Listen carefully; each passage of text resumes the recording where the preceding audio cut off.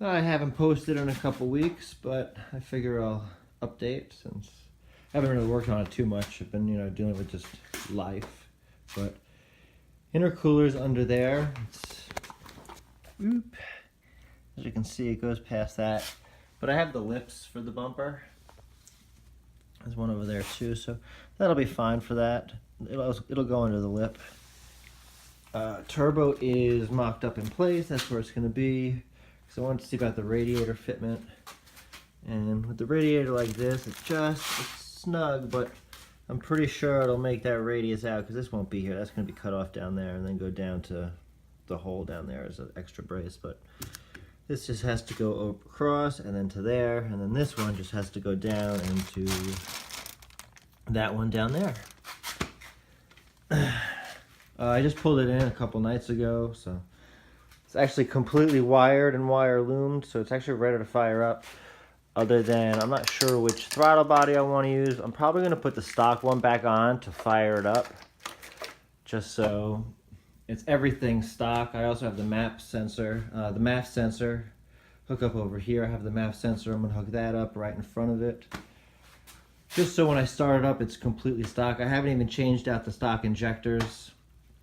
I just want to make sure it fires up and that it runs, so that this way after I do stuff to it, I'll know if it's my fuck up or if it was the motor, So that is that. The radiator is going to have to go crooked like this, just because the clearance over there by the turbo. I love the turbo there though. I think it looks great.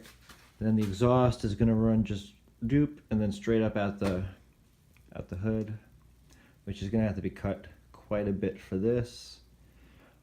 Maybe just notched underneath for this. It might actually fit completely under, because if you look, it's really not that high. But then you look at that and that's really high, and this is actually sitting higher than that. So my alternator is going to be sitting out of the hood. But it's fine because I have plenty of clearance down here. I have two wastegates, so I'm going to put one over here right after this.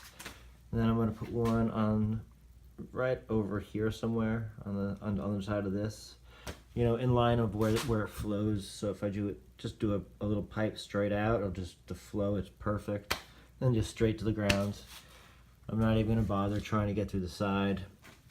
This side I can't even get to because the turbo outlet comes down right here, and then it's going to go right into that hole that you can't really see and around to the intercooler. And those are 3.5 inch openings on the intercooler, and it's a 3.5 inch opening on that. And that I think is a 4. It's 102 millimeters, which I think is 4 inch. So I'll have to get a reducer from 4 to 3.5. But the stock one I think is not that. I think it is 3.5. It's still pretty big. But I just gotta get some intercooler piping just to go from there to this side, and then from the end of there to there, which is really not a lot, which I like. And what else? I got pretty much although the headlight wiring is good in. These few wires are, well, that's a ground. That's a ground to this headlight, and I have a ground over there. I have to connect to that headlight. And I have all these grounds that I have to connect. And I'm going to do that when I do all the grounds, when I check all my grounds. But these few wires right here are to the fans in the front. So I'm going to run, I think it's a main fan, a secondary main fan, and the, I guess, overheating fan. But we're going to run the main fan. They're pretty high amperage, and I have a bunch of these little small fans here, and they don't take as many amps to pump to spin these as did the stock ones. So I'm going to run 2 of those on each of the fan circuits, and one will be to here, and then one of the main ones will actually go to the transmission cooler. And then one of the secondary ones will go here, and it'll go to the oil cooler. And yeah, that's it.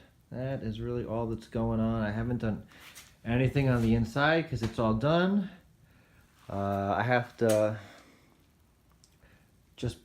I actually have to finish wiring the bags up, and it's been cool out, so like actually they've been deflating a little bit, but not terribly. But I did that 2 weeks ago. I inflated them, and maybe even longer than that. Whenever I put the car outside, that's when I inflated them, and that's pretty much where they are now. And it's been hot, cold, so it's not terrible. Also, I guess you could see that I don't have a brake booster anymore. It's just manual brakes, which it is what it is. I have no ABS, which I haven't had for a really long time in this car. And yeah, that is about it. I'm just gonna post this video just as an update, and I'll post another one in a day or two.